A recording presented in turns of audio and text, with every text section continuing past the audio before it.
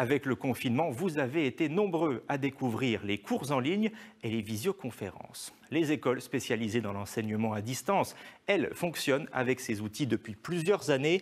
Par exemple, l'EFM, une école privée de Reims. Elle forme chaque année 1200 élèves qui sont répartis partout en France et elle les prépare notamment au concours de la fonction publique. Ces derniers mois, beaucoup d'élèves sont arrivés dans cette école, si bien qu'il a fallu embaucher de nouveaux professeurs. Isabelle Forboto et Xavier Kless.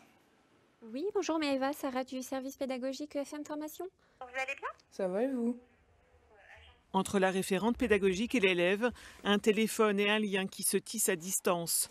Maëva, 21 ans, a décidé de poursuivre son parcours de formation à la maison.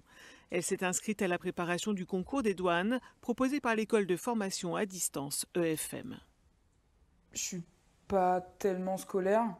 J'ai essayé plusieurs sortes d'apprentissage. J'ai essayé le BTS, la fac, ça m'a pas plu. C'était pas pour moi, les méthodes de travail et tout ça, j'étais pas fan. Du coup, c'est pour ça que j'ai commencé une formation à distance.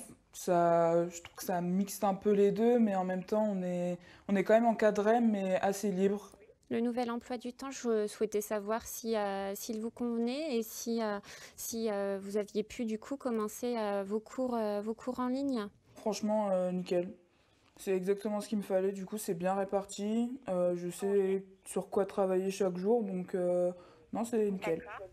Sarah fait partie de l'équipe des référents pédagogiques. Chaque jour, avec ses collègues, elle répond aux interrogations des élèves, les motive lorsqu'il y a une baisse de régime, les appelle lorsque les devoirs ne sont pas rendus.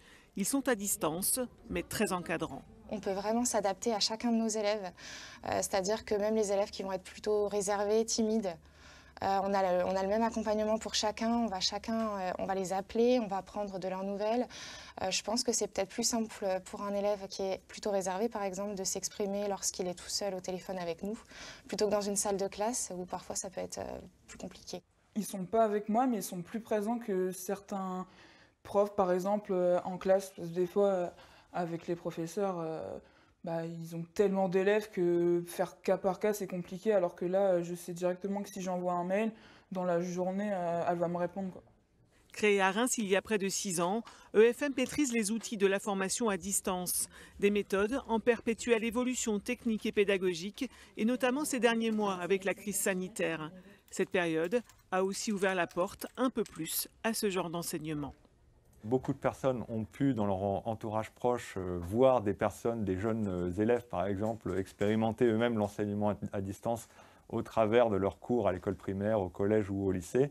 Et du coup, se sont dit, oui, ça possède quelques contraintes, mais ça fonctionne plutôt bien. Donc pourquoi pas en profiter moi-même pour me lancer dans une démarche professionnelle. En 6 mois, EFM accueille 30 à 50% d'élèves en plus en fonction des formations et a embauché. Une dizaine de personnes renforcent désormais l'équipe de façon pérenne.